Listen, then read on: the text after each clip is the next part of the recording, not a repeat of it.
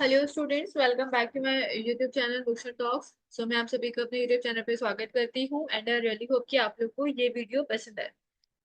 तो आज हम इस वीडियो के अंदर बीए एलएलबी के फोर्थ सेमेस्टर के ह्यूमन राइट की हम ये वीडियो लेकर आए हैं। ठीक है। और सबसे पहली बात तो थैंक यू सो मच जिन लोगों ने मेरे को इतना अप्रिसिएशन करा और मुझे बहुत अच्छा लगा। So thank you so much students, आप सबके सपोर्ट के लिए। इस वीडियो के लास्ट तक बने रहेगा, इसमें हम सारे यूनिट्स डिस्कस करेंगे विद प्रीवियस ईयर क्वेश्चंस। तो अब अगर हम बात करें यूनिट फर्स्ट की, तो वो बात करता है meaning and definition of human rights और क्या कॉन्सेप्ट है ह्यूमन राइट का। तो ये कुछ क्वेश्चन है जो प्रीवियसली आ चुके हैं, जैसे कि explain the concept of human right, right an essay on human rights and the United nation charter, discuss the main objects and salient features of human rights act 1993। उसके साथ साथ right an essay on concept of human rights and fundamental rights. तो ये सारे question जो है इस unit से आ चुके हैं प्रीवियस ईयर पेपर्स में। तो अब हम सबसे पहले जानेंगे कि ह्यूमन राइट्स होता क्या है। ह्यूमन राइट्स हमारे बेसिक राइट्स एंड फ्रीडम है जो कि हर व्यक्ति को दिए गए हैं। पूरे वर्ल्ड में हर व्यक्ति को दिए गए हैं, बाय बर्थ हर इंसान को वो राइट्स मिलते हैं। ठीक है। और टिल डेथ तक वो राइट्स उसके साथ ही रहते हैं। और वो ये जो हमारी ह्यूमन राइट्स है ये एसेंशियल है हर इंडिविजुअल के, क्योंकि उनकी फ्रीडम्स को लेकर डिग्निटी को लेकर वो राइट्स उन्हें दिए गए हैं। और ये जो राइट्स हैं वो इम्पोर्टेंट है किसी भी इंसान के फिजिकल, मोरल, सोशल या स्पिरिचुअल वेलफेयर के लिए। ह्यूमन राइट्स बेसिकली हमारे वो राइट्स होते हैं जो कि बिलोंग करते हैं ह्यूमन डिग्निटी के लिए, जो कि एक इंडिविजुअल ह्यूमन बींग्स के लिए एज एन ह्यूमन राइट वो दिए जाते हैं। मतलब आप एक इंसान हो इसलिए वो राइट्स आपको मिले हैं। और वो सारे राइट आपके इनहेरिट है, ऐसा नहीं है कोई लेजिस्लेटिव अथॉरिटी आपको ग्रांट कर रही है या फिर कोई अथॉरिटी आपको वो चीज दे रही है, नहीं, वो एज एन ह्यूमन बीइंग आप हो तो वो आपके राइट्स है। ऐसा हमारा ह्यूमन राइट्स में है कॉन्सेप्ट। ठीक है। और ये जो सारे राइट्स है ये आपको जब आपका बर्थ होता है तभी ये राइट, जब आपका जन्म होता है उसी जन्म के साथ वो राइट्स भी आपको मिलते हैं, और जब आपकी मृत्यु होती है तब वो राइट्स वहां खत्म हो जाते हैं। ठीक है। इसी में हमारे जो डॉक्टर पुरोहित है उन्होंने एक बात कही थी, human rights are the basic values. Human rights क्या है? ह्यूमन राइट्स बेसिक वैल्यूज हैं जो अंडरलाइन करते हैं किसी भी ह्यूमन बीइंग को। अगर हमारे पास ह्यूमन राइट्स ही नहीं होंगे, हमारे पास इतनी फ्रीडम ही नहीं होगी, कुछ इक्वालिटी नहीं होगी, आप कुछ कर नहीं सकते अपने मनपसंद का, तो आप इंसान तो रह ही नहीं सकते। इंसान तो फिर हो ही नहीं। तो यही बात डॉक्टर पुरोहित कहते हैं कि जो ह्यूमन राइट्स है वो बेसिक वैल्यू को अंडरलाइन करते हैं ह्यूमन बीइंग की। ठीक है। जो भी कोई ह्यूमन बीइंग हो वो वर्ल्ड के किसी भी पार्ट में क्यों ना पैदा हुआ हो, वो इक्वल ही बॉर्न होता है, उसकी डिग्निटी होती है और उसके राइट्स होते हैं, ऐसे डॉक्टर पुरोहित कहते हैं। उसके साथ जो देखा जाए तो ह्यूमन राइट्स हमारे वो राइट्स हैं जो हर एक ह्यूमन बीइंग को दिए गए हैं। इनका एम है dignity, equality, fairness, freedom, justice, peace को बनाए रखने का। और एक इंसान को इंडिपेंडेंस है कि जो भी वो थॉट, ओपिनियंस उसको एक्सप्रेस कर सकता है। और ये जो राइट्स हैं डिस्क्रिमिनेट नहीं करे जाएंगे किसी भी ग्राउंड पर, चाहे वो जेंडर हो, रिलीजन हो, प्लेस ऑफ बर्थ हो, इकोनॉमिक स्टेटस हो, किसी भी ग्राउंड पर उन राइट्स को वॉलेट नहीं करा जाएगा। तो ये हमारे बेसिक ह्यूमन राइट्स होते हैं। ठीक है। अब बात करते हैं डेफिनेशन। जो protection of human rights act 1993 के सेक्शन 2D के अंदर हमें डेफिनेशन दी गई है, जिसके अंदर कहते हैं कि जो ह्यूमन राइट्स है as the right of relating to life. वो जो राइट है हमारा रिलेटिंग टू लाइफ है, लिबर्टी है, equality and dignity of individual, जो कि ग्रांटेड करी गई है कॉन्स्टिट्यूशन के अंदर, और हमारा एम्बॉयडेड है इंटरनेशनल कोवेनेंट्स में, और enforceable by court of India. वो लॉस है, मतलब जो भी हमारे ह्यूमन राइट्स हैं वो सबके सब क्या है, इन्फोर्सेबल है कोर्ट ऑफ इंडिया के द्वारा। अब अगर हम बात करें कॉन्सेप्ट ऑफ ह्यूमन राइट की, तो इवॉल्व भी कैसे हुआ, कैसे लोग को पता चला कि उनके पास कुछ राइट्स होने चाहिए। इंसान के पास freedom of thought and expression होना चाहिए, फ्रीडम ऑफ स्पीच होना चाहिए, या राइट टू लाइफ होनी चाहिए, राइट टू पर्सनल लिबर्टी होनी चाहिए, या हर इंसान को एक डिग्निफाइड लाइफ जीने का अधिकार है। तो ये सब चीजें कहाँ से इवॉल्व हुई? अगर उससे कंसेप्ट देखा जाए तो 1215 में एक प्रोक्लेमेशन आई थी मेग्ना कार्टा करके। ये जो प्रिंसिपल था इसने इवॉल्व करा था principle of the rule of law. इसके अंदर बेसिक राइट के बारे में बात करी गई थी, लिबर्टीज के बारे में बात करी गई थी हर इंडिविजुअल की, ताकि उनको इक्वल प्रोटेक्शन दी जाए। ठीक है। इस मैग्ना कार्टा के अंदर इस बारे में बात करी गई थी, ये ऐसा पहला इंस्ट्रूमेंट लाया गया था, इसमें रूल ऑफ लॉ की बात करी गई, जिसमें कहा गया हाँ जी, लोग जो है ह्यूमन बींग्स उनके अपने राइट्स और डिग्निटी होनी चाहिए। ठीक है।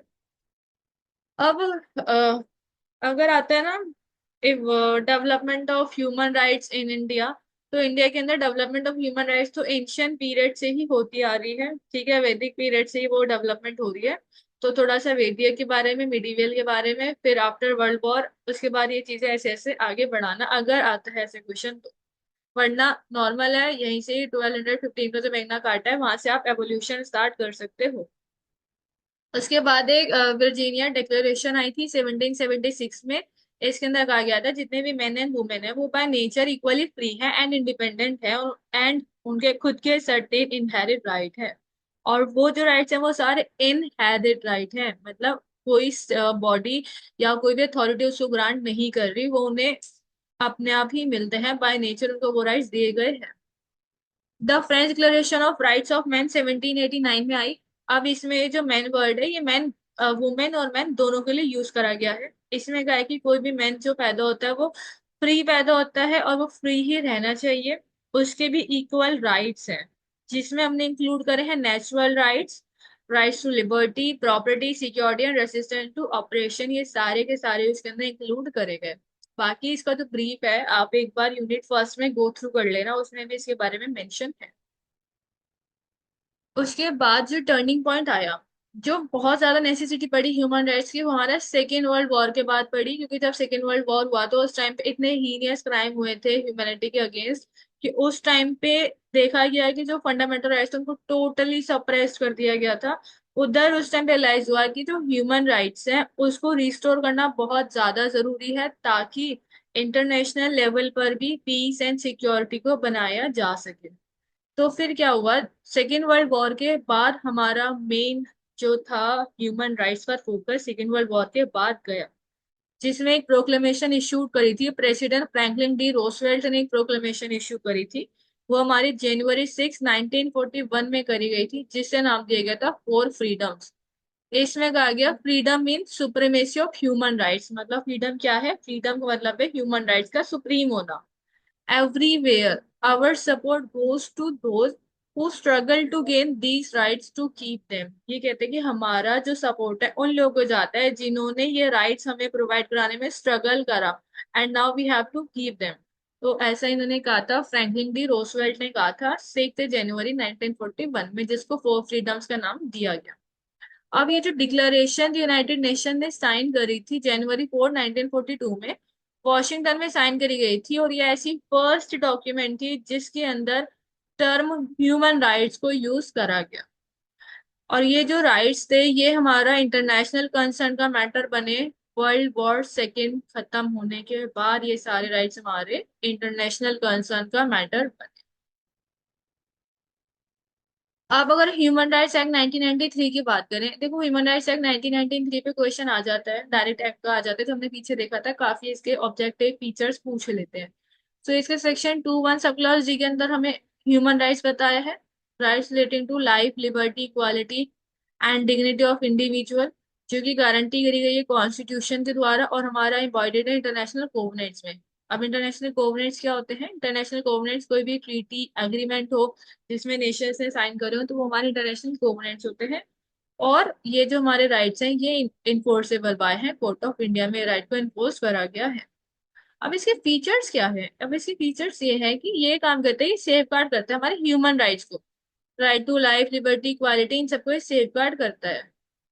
उसके साथ साथ ये अवेयरनेस फैलाता है लोगों के अंदर, अवेयरनेस फैलाता है ह्यूमन राइट्स को लेके कि हाँ ऐसे राइट्स हैं आप लोगों के पास, आपको अननेसेसरी टॉर्चर झेलने की जरूरत नहीं, मतलब एक दूसरा काम है इसका अवेयरनेस फैलाना है लोगों के अंदर, उन्हें बताना जो सेफगार्ड उनके पास अवेलेबल है।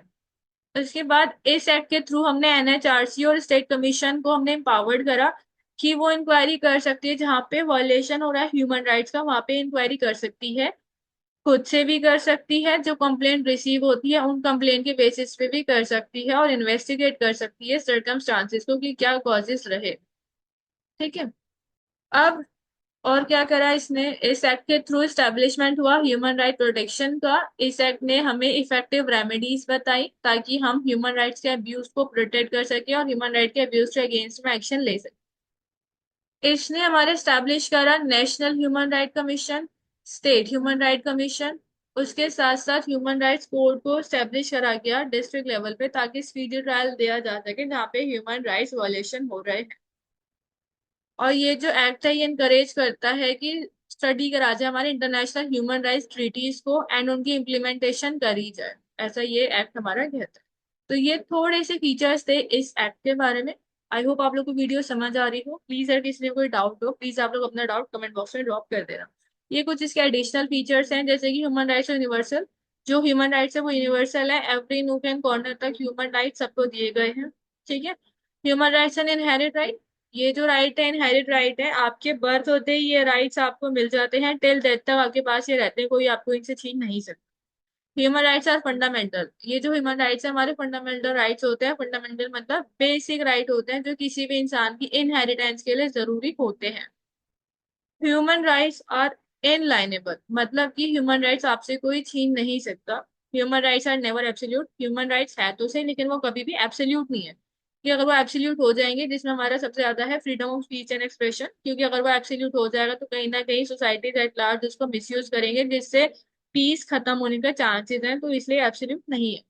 Human rights are essential and necessary. Human right बहुत ज्यादा इसेंशियल और जरूरतमंद है लोगों के लिए, ठीक है, ताकि वो एक डिग्निफाइड लाइफ को जी सके। Human rights irrevocable. Human rights को हम रिवोक नहीं करा सकते, लेकिन कुछ सर्कमस्टांसेस हैं जहाँ पे हम ह्यूमन राइट्स को कुछ टाइम के लिए सस्पेंड जरूर कर सकते हैं, जैसे कि वॉर की सिचुएशंस में। Human rights are participative and inclusive. जो ह्यूमन राइट्स है वो पार्टिसिपेटिव एंड इंक्लूसिव है, मतलब सिटीजन्स या फिर पीपल्स एट लार्ज लेवल पर वो पार्टिसिपेशन मांगता है लोगों को। ठीक है। अब बात करते हैं इसके ऑब्जेक्टिव क्या थे। तो इसके ऑब्जेक्टिव है कि ह्यूमन राइट्स के लिए, मतलब लोगों के लिए रिस्पेक्ट करी जाए, लोगों की जो ह्यूमन राइट्स है और जो फंडामेंटल राइट्स है उनकी रिस्पेक्ट करी जाए, और ह्यूमन डिग्निटी को वैल्यू करी जाए, डेवलप करा जाए, इंडिविजुअल की सेल्फ रिस्पेक्ट एंड दूसरों के रिस्पेक्ट करी जाए। एक एटीट्यूड डेवलप करा जाए, लोगों के बीच में एक रिस्पेक्टफुल बिहेवियर बढ़ाया जाए, अंडरस्टैंडिंग बढ़ाई जाए एंड अप्रिसिएशन को बढ़ाया जाए। इसके साथ साथ ये एम्पावर करता है पीपल को कि काफी ज्यादा एक्टिव हो हमारे सिटीजनशिप में, और ये इंश्योर करता है कि जेन्युइन माइंड जेंडर इक्वालिटी मिले, सबको इक्वल अपॉर्चुनिटीज मिले, चाहे वो मेन हो चाहे वो वुमेन हो। और इसके साथ ये प्रमोट करता है डेमोक्रेसी को, डेवलपमेंट को, सोशल जस्टिस को, इन सब चीजों को जो है ये प्रमोट करता है नेशंस और लोगों के बीच में। और जो फर्दर एक्टिविटीज हैं वो ये है, जो इंटरनेशनल अंडरस्टैंडिंग है या जो टॉलरेंस है, नॉन वायलेंस है, इसको ये बना के रखे, ताकि इंटरनेशनल लेवल पर जो है अपना पीस बना रहे बिना किसी इशू।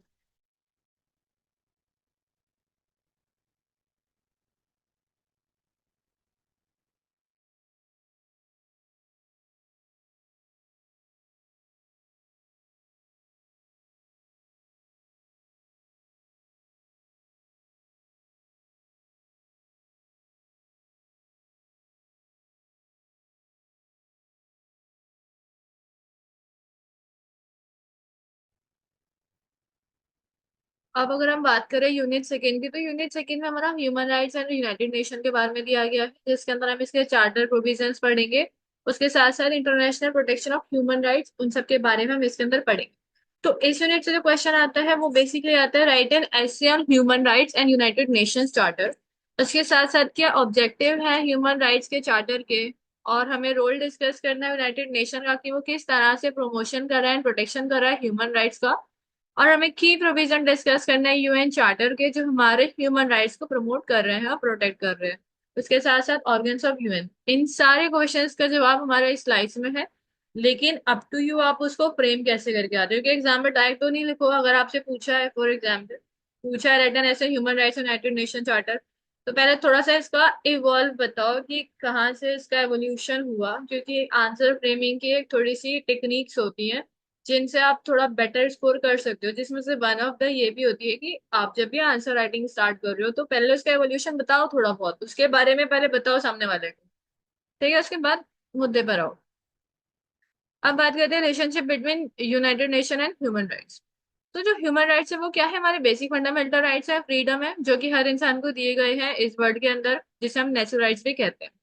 अब यूनाइटेड नेशन क्या है, यूनाइटेड नेशन एक इंटरनेशनल ऑर्गेनाइजेशन है जिसका एम है कि वो फ्रेंडली रिलेशन को बनाए रखे नेशंस के बीच में, और अचीव कर सके इंटरनेशनल कोऑपरेशन को। एंड ये एक सेंटर है हार्मोनाइजिंग करने का, जो एक्शन है नेशन से उन सबको हार्मोनाइजिंग करता है हमारा यूनाइटेड नेशन, और इसका मेजर कंसर्न रहता है ह्यूमन राइट्स के ऊपर। यूनाइटेड नेशन का फंक्शन क्या है, ये स्टेट्स के बीच में एक हार्मोनाइजिंग रिलेशन रखता है, ताकि जो अपने नेशंस हैं उन सबके बीच में कोऑपरेशन बढ़ सके। तो इस तरह से यूनाइटेड नेशन हमारा काम करता है। अब देखो, अभी लास्ट क्वेश्चन में आया था ना यूएन किस तरह से काम करता है, तो जब आप यूएन के बारे में बता रहे हो तो थोड़ा सा यूनाइटेड नेशन का इंट्रोडक्शन दे दो और उसके ऑर्गन्स के बारे में थोड़ा बहुत बता दो। अब जैसे कि यूनाइटेड नेशन की हमारी 6 प्रिंसिपल ऑर्गन्स हैं, जिसमें से हम बात करते हैं जनरल असेंबली। तो जनरल असेंबली के अंदर हमारे जितनी भी कंट्रीज यूनाइटेड नेशन की मेंबर हैं उन सब के सारे मेंबर्स इसके अंदर होते हैं, मतलब हर कंट्री के एक या दो मेंबर जनरल असेंबली के अंदर होते हैं। अब बात करते हैं सिक्योरिटी काउंसिल। सिक्योरिटी काउंसिल के हमारे अंदर हमारे 10 परमानेंट, हाँ 10 नॉन परमानेंट मेंबर होते हैं और 5 परमानेंट मेंबर होते हैं। इकोनॉमिक एंड सोशल काउंसिल, ये काउंसिल है जो इकोनॉमिक एंड सोशल पॉलिसीज बनाती है, उस पे सजेशंस देती है। और इसके जो मेंबर्स होते हैं वो 3 साल के लिए ही इलेक्ट होते हैं, जो कि जनरल असेंबली ही इन मेंबर्स को इलेक्ट करती है। और जो ट्रस्टीशिप काउंसिल है ये चीज का ध्यान रखता है कि जो नेशंस हैं जिन्हें अभी तक इंडिपेंडेंस नहीं मिली है वो उसको उसके इंटरेस्ट को प्रोटेक्ट करते हैं, ताकि कोई और नेशन उस पे कब्जा ना कर ले या कोई और नेशन उसको ओवररूल ना कर दे। अब ट्रस्टीशिप काउंसिल की हमारी उस टाइम की बात हो रही है जिस टाइम वर्ल्ड वॉर 2 खत्म हुआ था, 1945 की बात है। उस टाइम पर ये बहुत ज्यादा सीन था, लेकिन आज के टाइम में तो ये सस्पेंड है ट्रस्टीशिप काउंसिल।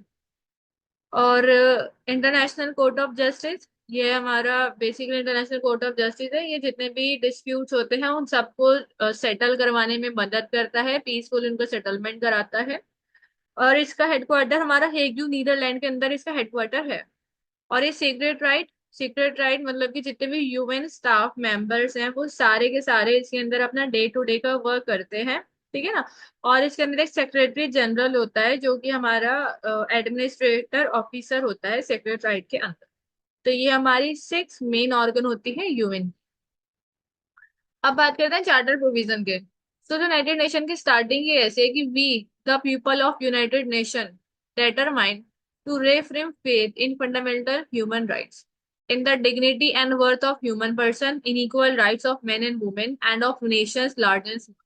तो इसने शुरुआत ही हमसे करी है, इसने नहीं कहा कि मैं बना के दे रहा हूँ या तुम बना रहे हो। इसमें वी मतलब हम सारे नेशंस ने मिलकर ऐसा कहा है कि हम फेथ रखेंगे अपने फंडामेंटल ह्यूमन राइट्स में, हम डिग्निटी को प्रोटेक्ट करेंगे और ह्यूमन पर्सन्स को प्रोटेक्ट करेंगे, इक्वल राइट्स देंगे, मैन हो वुमेन हो सबको इक्वल राइट्स देंगे, चाहे कोई सा भी नेशन छोटा हो या बड़ा नेशन हो सबको इक्वल राइट्स दिए जाएंगे।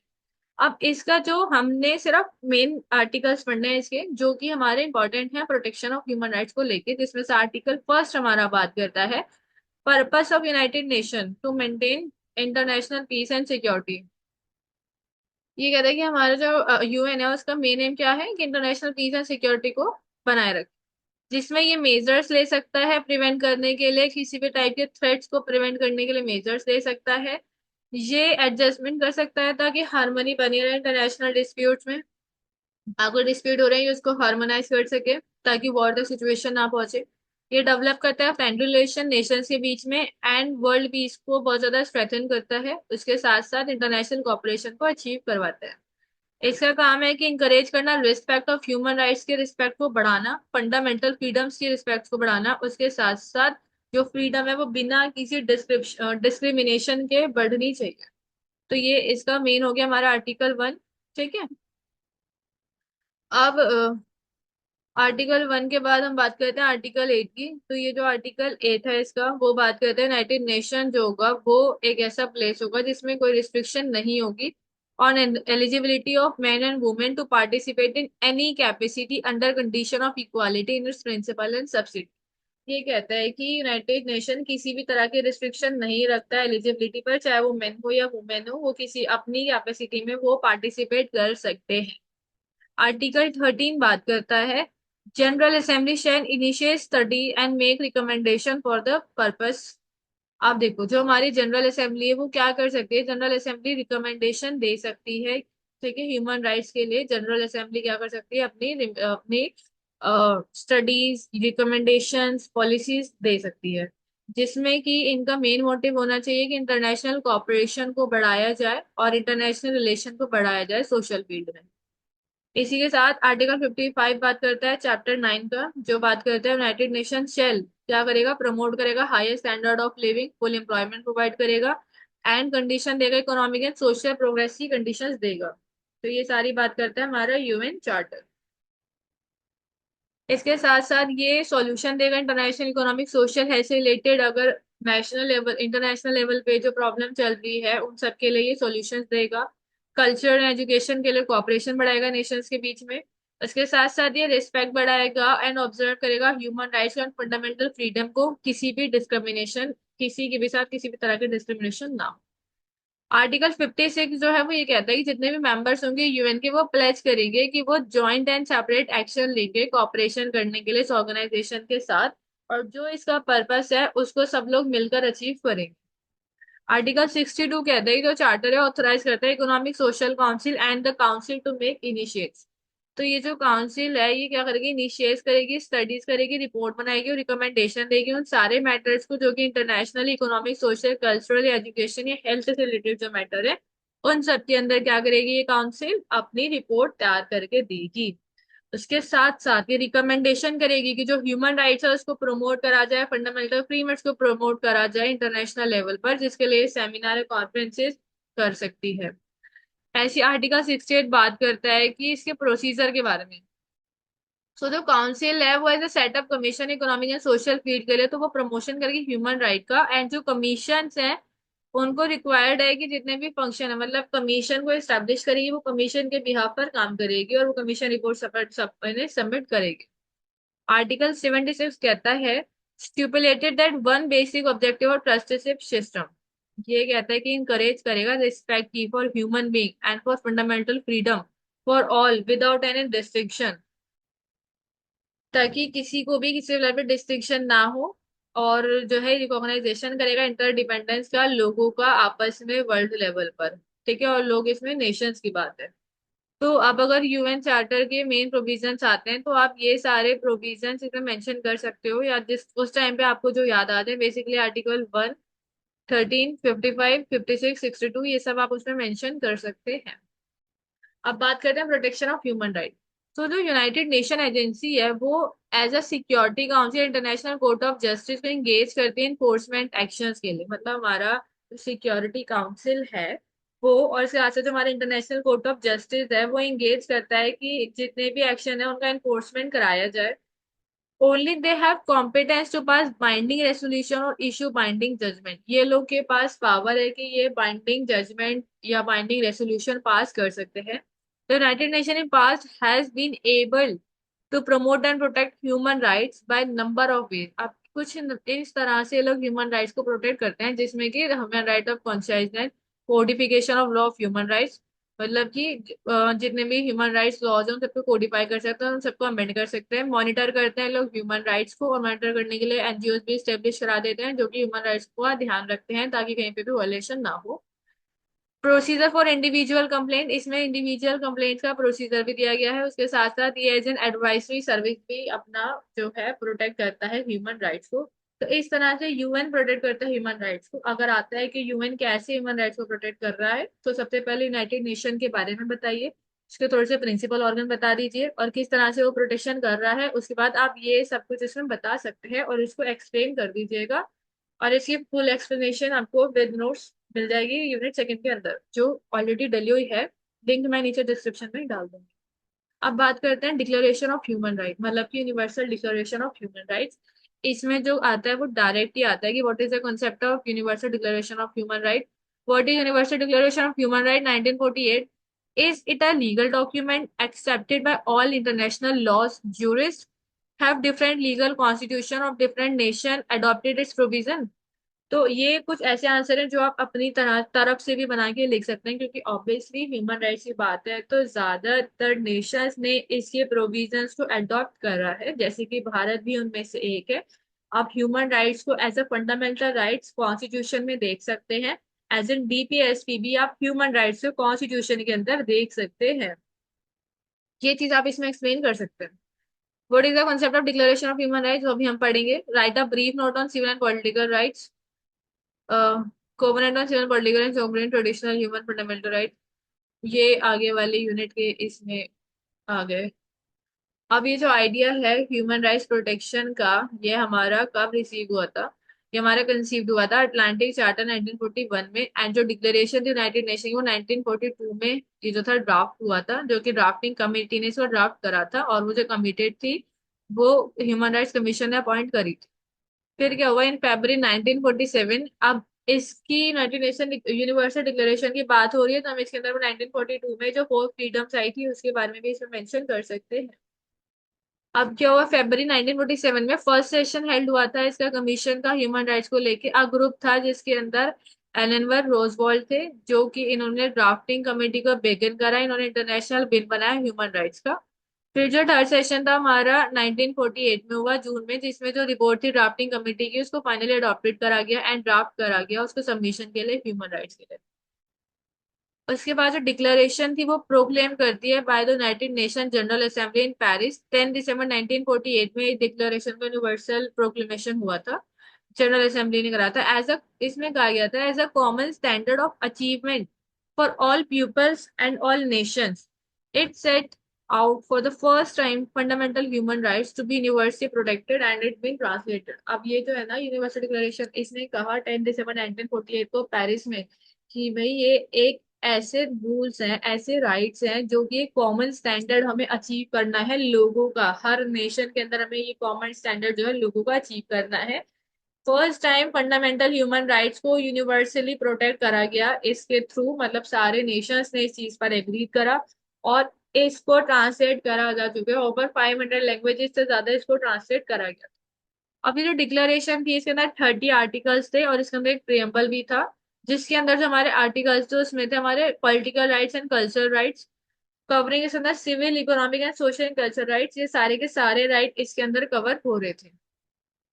अब सिविल एंड पॉलिटिकल राइट्स की बात करें तो आर्टिकल 2 से 21, अब सिविल राइट्स ये कहता था कि right to life liberty and security, freedom from slavery, prohibition against torture, recognition as per personal before law, equality before law. तो ये सारे के सारे सिविल राइट्स हमें दे रहे थे। इकोनॉमिक राइट्स दे रहे थे कि सोशल सिक्योरिटी होनी चाहिए, freedom of work and choice, मतलब अपनी फ्री इच्छा से हम किसी भी वर्क में काम कर सकते हैं, हमारे पास एजुकेशन का राइट होना चाहिए, हमारे पास एक राइट टू स्टैंडर्ड, हमारे पास एक लिवलीहुड का राइट होना चाहिए, एटलीस्ट एडिक्वेट लिवलीहुड का। तो ये सारी बात इसके अंदर करी गई थी। ठीक है, तो यूएन के अंदर जब डिक्लेरेशन हुई थी तो ये सारे के सारे राइट्स इसमें डिस्कस करेगा। अब बात करें डिक्लेरेशन का लीगल इफेक्ट क्या है, तो ये जो ह्यूमन राइट्स की डिक्लेरेशन है ना, ये नॉर्म्स के तरीके से दी गई है। ये एक डिक्लेरेशन है जो कि फंडामेंटल एक मॉरल सेंस में डिक्लेरेशन है। ठीक है, ये यूनिवर्सली इनएडवाइसेबल एंड इंटर रिलेटेड है। अभी जो डिक्लेरेशन है ये लीगली बाइंडिंग नहीं है, ये स्टेट की मर्जी है, अगर उसे लगता है कि उसे ये चीज एक्सेप्ट करनी चाहिए तो वो इसे एक्सेप्ट कर सकती है। ये किसी भी तरह की लीगल ऑब्लिगेशन किसी भी स्टेट पर नहीं लगा रही कि हाँ जी नहीं आपने एक्सेप्ट ही करना है, ऐसा नहीं है। अगर आपको लगता है ये सारे लॉ सही हैं, ह्यूमन स्टैंडर्ड के लिए जरूरी है, तो आप उस डिक्लेरेशन को अडॉप्ट कर सकते हैं अपने नेशन के अंदर। क्योंकि ये एक डिक्लेरेशन है और डिक्लेरेशन सिर्फ एक रिकमेंडेशन होती है, ये एक स्ट्रिक्टली बाइंडिंग नहीं होती है स्टेट्स पर। इन एडिशनल यूनिवर्सल डिक्लेरेशन है ह्यूमन राइट्स की, उसने सेवरल इंटरनेशनल ट्रीटीज को, मतलब एक होता है ना सेवरल इंटरनेशनल ट्रीटीज उससे बनी, जिसका बाइंडिंग इफेक्ट था कंट्रीज में that ratify them. General assembly proclaim the declaration as common standard of achievement for all peoples of nation. तो जनरल असेंबली ने इसको ऐसा प्रोक्लेम करा common standard of achievement for सारे लोगों के लिए, सारे नेशंस के लिए। और इसका मेन ऑब्जेक्ट क्या था, इसका मेन ऑब्जेक्ट ये था कि जो ह्यूमन राइट्स है, जो फ्रीडम है, उसको प्रिजर्व करा जा सके। तो लीगल इफेक्ट देखा जाए तो लीगल इफेक्ट इतना नहीं है क्योंकि बाइंडिंग नहीं है, डिक्लेरेशन है, एक कंट्रीज की मर्जी है अडॉप्ट करना है करे, नहीं करना नहीं करे, बट अडॉप्ट करा है, हर कंट्री ने अडॉप्ट करा है। अब बात करते हैं यूनिट 4 की, ये बात करता है generation of human right, international covenant on civil and political rights, उसके साथ two protocols, international covenant on economic social and cultural right और कलेक्टिव राइट्स। अब राइटर, अब जो इस यूनिट से क्वेश्चन आते हैं वो आते हैं वेरियस जनरेशन बतानी है ह्यूमन राइट्स की, उसके साथ साथ सिविल एंड पॉलिटिकल कोवेनेंट्स के बारे में बताना है जो हमें राइट्स दिए गए हैं, कलेक्टिव राइट्स के बारे में बताना है और international covenants economic social and cultural rights के ऊपर ऐसे लिखना है। तो अब हमारे पास थ्री जनरेशन है जिसमें कि हमारी इंटरनेशनल कोवेनेंट ऑन, पहली हमारी सिविल एंड पॉलिटिकल राइट्स की, दूसरी हमारी इकोनॉमिक एंड सोशल राइट्स की और तीसरी हमारी कलेक्टिव राइट्स की।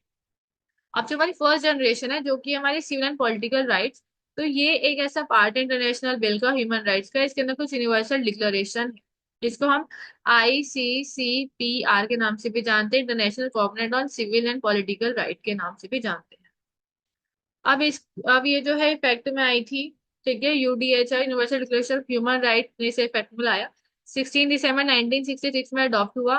फोर्स में हमारे 27 मार्च 1976 में आया। इसके अंदर हमारे 53 आर्टिकल्स थे जो 6 चैप्टर्स में डिवाइड थे, जिसमें से 1, 2 एंड 3 चैप्टर जो थे वो वेरियस राइट एंड फ्रीडम की बात कर रहे थे। 4, 5, 6 चैप्टर जो थे इनका इसका जो इफेक्ट है उसको एक्सप्लेन कर रहे थे, रियलाइजेशन बता रहे थे उन राइट्स। अब जो पार्ट फर्स्ट है वो जनरल है, 1 से 5 तक हमारे जनरल राइट्स हैं, जिसमें ये बात करते हैं सेल्फ डिटर्मिनेशन की। इसमें ये बात करते हैं हर इंसान के पास राइट है कि वो कहीं भी फ्रीली मूव कर सकता है, अपने पॉलिटिकल स्टेटस को परस्यू कर सकता है, सोशल एंड कल्चरल गोल को वो खुद मैनेज कर सकता है।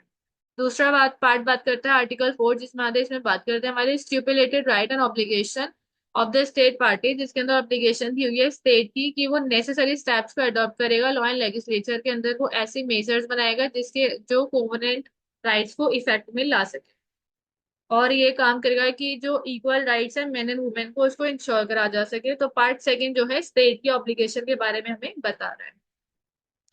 पार्ट थर्ड बात करता है सब्सटैंटिव राइट की। ये बात करता है ऐसे राइट की जो हमारे स्पेसिफाई किया है इंडिविजुअल के लिए, इंडिविजुअल के लिए बहुत ज्यादा नेसेसरी है, लेकिन एक तरह से स्टेट की ऑब्लिगेशन भी है ये, जिसमें कि right to life and survival, freedom of inhuman and degrading treatment, right of liberty and security. अब ये जितने भी सारे राइट है आप इसे एक बार पढ़ लेना। और रही बात इनके एक्सप्लेनेशन की, तो इनके अब आर्टिकल्स अगर याद रहे तो ठीक है, वरना right to life and survival आप लिख रहे हैं तो आप इसमें थोड़ा बहुत इसके बारे में लिख सकते हैं। बाकी ये आंसर खुद ही इतना बड़ा हो जाएगा, बट हाँ इसमें आप चाहे तो मेंशन कर सकते हैं। अब जैसे कि इसका पार्ट 4 बात करता है, ये प्रोसीजर प्रोवाइड करता है इम्प्लीमेंटेशन कराने का राइट्स, जो कि हमारा ह्यूमन राइट कमेटी उसको मॉनिटर करेगा। उसके बाद जो पार्ट 5 है वो ये कहता है कि जो हमारा कोवेनेंट है वो इंटरप्रिटेट नहीं करेगा यूएन के ऑपरेशन।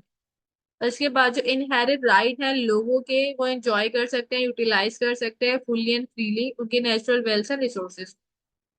और पार्ट 6 ये कहता है, ये डील करता है उन सारी फॉर्मेलिटी एंड रेटिफिकेशन है इम्प्लीमेंटेशन ऑफ कोवेनेंट। मतलब जो कोवेनेंट है, कोवेनेंट बोले तो कोई भी ट्रीटी हो कोई एग्रीमेंट हो वो सब हमारा कोवेनेंट में आता है। तो ये डील करता है उन सारी फॉर्मेलिटीज या कोई रेटिफिकेशन करना कोई इम्प्लीमेंटेशन कराना उस कोवेनेंट के अंदर, तो हमारा पार्ट 6 में आएगा। ऑब्जेक्टिव इसी के अंदर डील है हमारे। और जब बात होती है तो ऑब्जेक्टिव की तो पॉलिटिकल एंड सिविल बात हो रही है, तो बेसिकली एक ह्यूमन लाइफ और डिग्निटी की बात कर रहे हैं, एक स्टैंडर्ड की बात कर रहे हैं, लोगों के पॉलिटिकल स्टेटस की बात कर रहे हैं। ठीक है, और ये ऐसी कंडीशन प्रमोट करेगा ताकि सिविल एंड पॉलिटिकल राइट्स को एंजॉयमेंट करा जा सके, और एक इफेक्टिव रेमेडी लेगा और इसका जो है बाइंडिंग इफेक्ट होगा, ऐसा हमारा पार्ट 4 कहता है। ठीक है, अब आया हमारे international covenant on economic social and cultural right. तो हमारा economic social and cultural right है, ये भी हमारे international bill of human rights का पार्ट है, जिसके अंदर जो international covenant on civil and political rights था। अब जो ये जो हमारा राइट है ये भी हमारा मॉनिटर्ड होता है यूएन कम्युनिटी के द्वारा on economic social and cultural rights. इसकी जो रूट है, ये इसका भी सेम प्रोसेस है, यूडीएचआर ने ही इसको लागू करा था, मतलब उसी ने ही इसका इम्प्लीमेंटेशन कराया था। ये सेकंड डॉक्यूमेंट है जो हमारा इंटरनेशनल ह्यूमन राइट्स के बारे में बात करता है।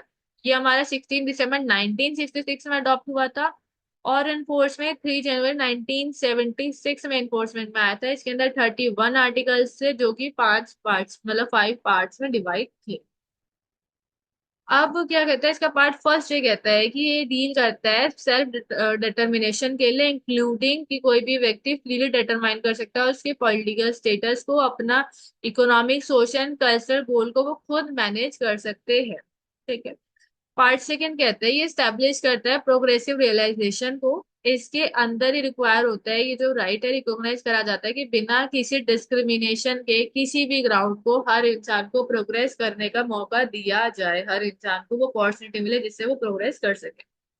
पार्ट 3 कहता है हमारा right to work, right to just and favourable condition of work. मतलब कि राइट हमारा जो पार्ट 4 है वो बेसिकली ह्यूमन नेचर की बात करता है, जिसमें ये हमारा इकोनॉमिक एंड सोशल को डील करता है कि right from join trades union, मतलब कोई भी ये फॉर्म कर सकते हैं या कोई भी ट्रेड यूनियन को ज्वाइन कर सकते हैं। सोशल सिक्योरिटी की बात करता है, और काफी बहुत सारे आर्टिकल है 6 से लेके 15 तक।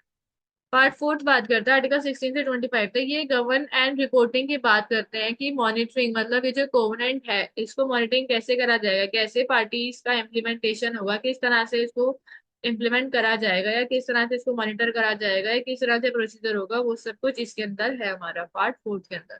पार्ट फिफ्थ बात करता है, ये गवर्न करता है रेटिफिकेशन करने के लिए, इसमें फोर्स में लाने के लिए या इसमें अमेंडमेंट करने के लिए। अगर चाहे तो इसमें अमेंडमेंट हो सकता है, जनरल असेंबली अगर चाहे रेजोल्यूशन पास करके इसके अंदर अमेंडमेंट कर सकती है अगर रिक्वायर्ड है तो।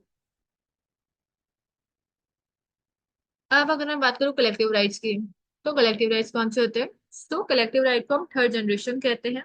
इसको हम ग्रुप राइट्स के नाम से भी जानते हैं। ये वो राइट्स हैं जो कि बेनिफिट करते हैं ग्रुप को, मतलब बहुत सारे लोगों को, एक ग्रुप को ये बेनिफिट करते हैं।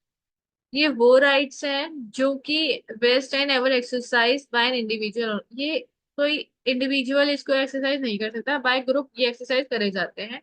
ये जो कॉन्सेप्ट है कलेक्टिव राइट्स का, ये मर्ज हुआ था because individual right do not guarantee. ये कुछ ऐसे कलेक्टिव राइट्स है जो कि इंडिविजुअल राइट्स हमें गारंटी नहीं करते।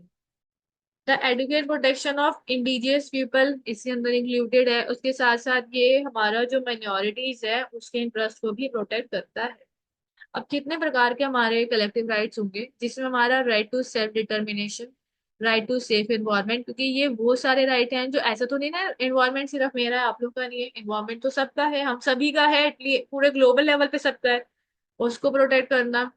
Right to speak one native language, अब ऐसे तो नहीं मेरी अपनी नेटिव लैंग्वेज है आप लोगों की नहीं है, तो सबकी अलग अलग नेटिव लैंग्वेज है, तो at whole level at group level इसको प्रोटेक्ट करने की जरूरत है।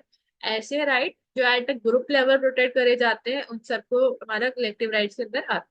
ठीक है, right to indigenous people and right to autonomous self government for minority group, ये सब हमारा कलेक्टिव राइट के अंदर इंक्लूडेड है। ओके।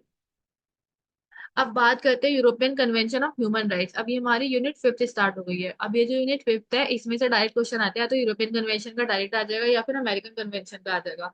किस्मत और बुरी हुई तो दोनों ही आ जाएंगे, अगर अच्छी हुई तो हो सकता है क्वेश्चन आए, कुछ भी हो सकता है। तो European convention on human rights and fundamental freedom हमारी यूनिट फिफ्थ है। तो ये जो यूरोपियन कन्वेंशन है ह्यूमन राइट की, ये प्रोटेक्ट करती है ह्यूमन राइट्स को। जो भी कंट्रीज यूरोप की है, जो यूरोप काउंसिल में कंट्रीज है, उन सबको प्रोटेक्ट करता है हमारा यूरोपियन कन्वेंशन। ये जो था ये हमारा 1950 में ड्राफ्ट करा गया था। और ये जो काउंसिल ऑफ यूरोप थी ये फाउंड करी गई सेकेंड वर्ल्ड वॉर के बाद, काउंसिल ऑफ यूरोप को बनाया गया था। और इस काउंसिल का मेन मकसद यही था कि ये ह्यूमन राइट्स को प्रोटेक्ट करेगा एंड जो रूल ऑफ लॉ है उसको भी प्रमोट करेगा और डेमोक्रेसी को भी प्रमोट करेगा। हमारी जो काउंसिल ऑफ यूरोप थी वो 1949 में फाउंड हुई थी। ये हमारा यूरोपियन यूनियन से बिल्कुल अलग थी। इसके अंदर 47 स्टेट मेंबर्स थे इस काउंसिल के अंदर, जिन्होंने इस कन्वेंशन पे साइन करा था। और इसको 4 नवंबर 1950 में इसको अडॉप्ट करा गया रोम में, बाय 47 मेंबर्स ने इसको अडॉप्ट करा। ठीक है, इसको हमारा European convention of human rights को 47 मेंबर्स ने अडॉप्ट करा था। इसका जो फुल टाइटल था वो ये था, the convention for the protection of human rights and fundamental freedom, ये इसका एक टाइटल था, फुल टाइटल। अब ये जो हमारा European convention of human rights था, इसके अंदर 59 आर्टिकल्स थे जो ह्यूमन राइट्स को प्रोटेक्ट कर रहे थे, 16 प्रोटोकॉल्स थे। ये जो कन्वेंशन थी ये फोर्स में आई थी 3 सितंबर 1953 में। ये जो कन्वेंशन थी इसने स्टैब्लिश करा हमारा यूरोपियन कोर्ट का ह्यूमन राइट्स का, इस से हमारा एस्टेब्लिशमेंट हुआ। कोई भी पर्सन जो ऐसा फील करता है कि जो उसके राइट्स हैं वो वॉयलेट हो रहे हैं, इस कन्वें वॉयलेट हो रहे हैं under the convention by state, तो वो क्या कर सकता है, वो कोर्ट के अंदर केस ले जा सकता है। एक the committee of minister of council of Europe monitors the execution of judgment. तो एक कमिटी थी मिनिस्टर्स की, काउंसिल ऑफ यूरोप की एक कमिटी थी मिनिस्टर्स की, जो मॉनिटर करते थे कि जो एग्जीक्यूशन मतलब जो जजमेंट है इसका एग्जीक्यूशन हो, एग्जीक्यूशन मतलब कि इसका इम्प्लीमेंटेशन हो, स्पीड इम्प्लीमेंटेशन हो। पर्टिकुलरली इंश्योर करते थे payment of amount awarded by the court to the applicants. तो इनका जो बेसिक एग्जीक्यूशन का पार्ट रहता था वो ये रहता था, कोर्ट ने जो पेमेंट अवार्ड करी है उसका एग्जीक्यूशन कराना या फिर डैमेजेस की कंपनसेशन करवाना। ये जो कन्वेंशन थी इसके अंदर 59 आर्टिकल्स थे जो कि हमारे बेसिक ह्यूमन राइट्स को डील कर रहे थे। अब वो क्या 59 आर्टिकल्स थे थोड़े बहुत इसमें देख लेते हैं। जिसमें हमारा आता है right to life, right right to life and right to liberty, freedom from torture और inhuman act, freedom from slavery, right to fair hearing, मतलब ये सारे right, right abolition of death penalty, right to review of a conviction by high court, तो ये सारे के सारे इसके हमारे फंडामेंटल राइट्स थे। ठीक है। अब जो यूरोपियन कमीशन थी, जो हमारी यूरोपियन कमीशन थी, वो एक ऐसी कमीशन थी जो कंप्लेंट भी रिसीव करती थी पार्टी से या फिर एनजीओ से, पिटीशन भी रिसीव करती थी। और जो यूरोपियन कोर्ट था उसका क्या काम था? यूरोपियन कोर्ट जो था ह्यूमन राइट्स को लेके क्या करता था, वो एक जुडिशियल बॉडी थी जो कि हमारे 1959 में ऑपरेशन में आई थी। 1000 से ज्यादा जजमेंट डिलीवर्ड अब तक कर, उस टाइम तक 1000 से ज्यादा डिलीवर ये जजमेंट दे चुकी थी। तो ये जो कोर्ट थी, ये क्या करती है, इसकी जुरिस्डिक्शन होती थी, चाहे कोई भी मैटर इंडिविजुअली आया हो या फिर स्टेट ने कोई मैटर दिया हो या कोई कंप्लेंट दी हो, उसको ये डिसाइड करती थी। इसका मेजर जो कंसर्न वो था कि ह्यूमन राइट्स को प्रोटेक्ट करना इसका मेजर कंसर्न था, या फिर मेजर पार्ट इसका वो था। फंडामेंटल फ्रीडम की बात करें तो ये जो कमिटी थी मिनिस्टर्स की, the committee of minister was empowered to deal with merits of case along with it ensuring the government comply with court judgment। और ये फंडामेंटल फ्रीडम इसके साथ है। एंड फंडामेंटल फ्रीडम ये कोई हेडिंग नहीं है, ये मतलब कि concerning violation of convention for the protection of human rights and fundamental freedom, मतलब कि जो यूरोपियन कोर्ट था इसकी ड्यूटी थी कि भाई ये जो भी मैटर आ रहे हैं, इसे इंडिविजुअल की तरफ से आ रहे हो या फिर स्टेट की तरफ से आ रहे हो, ये उन सबको डिसाइड करती थी। और इसका जो मेजर एरिया वर्क था वो ह्यूमन राइट्स के साथ साथ फंडामेंटल फ्रीडम है उन सबको प्रोटेक्ट करना था। और जो कमेटी थी मिनिस्टर्स की, वो क्या करती थी, वो एम्पावर्ड थी कि वो जो केस के मेरिट्स होते हैं उसके साथ डील कर सकती थी। ठीक है। अलॉन्ग विद दैट ये इंश्योर करती थी गवर्नमेंट जो है कोर्ट की जजमेंट के साथ कंप्लाई करे, इंडिविजुअल के साथ साथ गवर्नमेंट को भी ये ध्यान रखती थी कि गवर्नमेंट जो है वो भी कोर्ट की जजमेंट पे कंप्लाई करे। ठीक है। अब इसमें एक प्रोटोकॉल है जो बहुत इंपॉर्टेंट माना गया है, वो है प्रोटोकॉल नंबर 11। इस प्रोटोकॉल का एम था कि रेशनलाइज करा जाए इन्फोर्समेंट को लेके, जो राइट्स एंड लिबर्टीज हैं उन सबको रेशनलाइज करा जाए। उसके साथ साथ ये प्रोटोकॉल ने क्या करा था, स्टेब्लिश करा यूरोपियन कोर्ट का ह्यूमन राइट्स के लिए, इसने यूरोपियन कोर्ट को स्टेब्लिश करा एज अ सोल बॉडी कि वही डिटरमाइन करेगी जितनी भी कंप्लेंट्स आ रही हैं, वही सारी कंप्लेंट्स को डिटरमाइन करेगी, चाहे वो किसी मेंबर स्टेट के अगेंस्ट हो। उसके साथ साथ ये जो कमिटी थी मिनिस्टर्स की, उसको इन्होंने एम्पावर्ड नहीं करा, मतलब जब ये प्रोटोकॉल नंबर 11 आया तो उसने मिनिस्टर्स की पावर को कम कर दिया। ठीक है, कि अब वो केस के मेरिट्स के साथ डील नहीं करेगी। न्यू सिस्टम इसमें लाया गया जिसका एम था कि जो कोर्ट है उसको ज्यादा एक्सेस दिया जाए by two individual bye simplifying the application process and reduce delay. और इसमें कोर्ट को ज्यादा पावर दी गई ताकि जो इंडिविजुअल्स के केसेस में जो डिले हो रहा था उसको कम करा जा सके। ये जो प्रोटोकॉल है ये अलाउ करता है इंडिविजुअल्स को कि वो डायरेक्टली अप्लाई कर सकते हैं कोर्ट के अंदर बिना कमीशन के पास जाए। मतलब पहले वो कमीशन के पास जाते थे कंप्लेंट लेके, कमीशन मेरिट्स के बेसिस पे कंप्लेंट को आगे भेजते थे, तो ये डिले प्रोसीजर था। तो इन्होंने क्या करा, उन्होंने कमीशन को हटा दिया कि नहीं जी, कमीशन का अब इतनी पावर नहीं है, आपका केस है, आप डायरेक्टली आ सकते हैं हमारे पास। इसमें क्या हुआ, जो मेंबर स्टेट थे काउंसिल ऑफ यूरोप के, वो बाउंड थे कोर्ट डिसीजन, जो कोर्ट डिसीजन देती थी उसके लिए वो लोग बाउंड थे। एंड कोर्ट के बाद मैंडेटरी जुरिस्डिक्शन थी, वो सारे डिस्प्यूट्स को लेके जजमेंट दे सकती थी, मेजरली ह्यूमन राइट्स को लेके। Revolutionise European human right system by centralising it function, इसमें क्या करा गया, इन्होंने क्या करा, ह्यूमन राइट्स का जो सिस्टम था यूरोप के अंदर उसको सेंट्रलाइज कर दिया। ठीक है, पहले बहुत ज्यादा सेपरेट था, उसको सेंट्रलाइज कर दिया, एक जगह पे ला दिया। एंड उसने क्या कर दिया, उसका जो प्रोसीजर था उसको भी इजी कर दिया, और उसके बाद उसको एक्सेसिबल कर दिया और उसको इफेक्टिव कर दिया। ठीक है, तो ये हमारा प्रोटोकॉल नंबर 11 ने करा। इस प्रोटोकॉल को काफी इंपॉर्टेंट माना जाता है यूरोपियन कन्वेंशन के अंदर। ओके। आई होप आप लोग को समझ आ रहा हो। मेरी छोटी सी एक रिक्वेस्ट है कि प्लीज मेरे यूट्यूब चैनल को सब्सक्राइब कर दीजिए, वीडियो को लाइक कर दीजिए और अपने फ्रेंड के साथ भी वीडियो को शेयर कर दीजिए। And one more thing, thank you so much जय आदित्य, जिन्होंने एक वीडियो बनाई थी। मैं अपने चैनल पे वीडियो डालूंगी, उन्होंने वीडियो बनाई थी, मुझे बहुत अच्छा लगा कि जिस तरह से आपने अप्रिसिएशन करा मेरे काम का, उसके लिए आपका बहुत बहुत शुक्रिया। तो मेरी छोटी सी यही रिक्वेस्ट है कि प्लीज ये चैनल अपने दोस्तों को भी शेयर कर दीजिए जिनके एग्जाम है परसों। अब बात करें American convention on human rights. तो जो American convention on human rights है, इसके अंदर क्या है, जो अमेरिकन कन्वेंशन ह्यूमन राइट्स की, इसको हम pact of San Jose de Costa Rica, इस नाम से भी हम इसको जानते हैं। ये इंटरनेशनल ह्यूमन राइट्स का एक इंस्ट्रूमेंट है। ये हमारा अडॉप्ट करा गया था, मैनी कंट्रीज जो वेस्टर्न हेमिस्फेयर की कंट्रीज थी उन्होंने इसको अडॉप्ट करा था। 22 नवंबर 1969 में इसको अडॉप्ट करा गया था और इन फोर्स में आया था 18 जुलाई 1978। अब ये जो हमारी American convention of human life था, ये प्रोटेक्ट करता था ह्यूमन राइट्स को, और ऑर्गेनाइजेशन ऑफ अमेरिकन स्टेट्स ने मिलकर इसको बनाया था। और ये जो कन्वेंशन थी ये 21 कंट्रीज ने रेक्टिफाइड करी थी, 32 मेंबर्स में से 21 मेंबर्स ने इसको रेक्टिफाइड करा था। ये जो कन्वेंशन थी ये एक सिस्टम लाई थी personal liberty and social justice का, ताकि इसमें जो है राइट्स दिए गए, right of man. American convention protect the right of civil political economic social culture, ये सारे राइट्स को प्रोटेक्ट करती है। अब वो अमेरिकन कन्वेंशन हो या यूरोपियन कन्वेंशन हो, बेसिकली लाई ह्यूमन राइट्स के लिए ही थी। और जब बात ह्यूमन राइट्स की होती है तो जो बेसिक राइट्स होते हैं वो आप, बेसिक राइट हमारे कुछ जो बेसिक राइट्स हैं वो आप सब में मेंशन कर सकते हो। इधर के राइट उधर भी लिख सकते हो, उधर के राइट इधर भी लिख सकते हो, ठीक है। अब ये जो 23 आर्टिकल्स, इसके अंदर 23 आर्टिकल्स थे। अब चैप्टर सेकंड के बाद list of individual civil and political rights, all certified independent states of the American have ratified the OS charter and are member of the organisation. इसके अंदर टोटल 35 स्टेट्स थी, जिसमें से 21 ने इसको रेटिफाइड करा था अमेरिकन कन्वेंशन को। लेकिन ओएस के अंदर हमारी 35 स्टेट्स थी, ठीक है।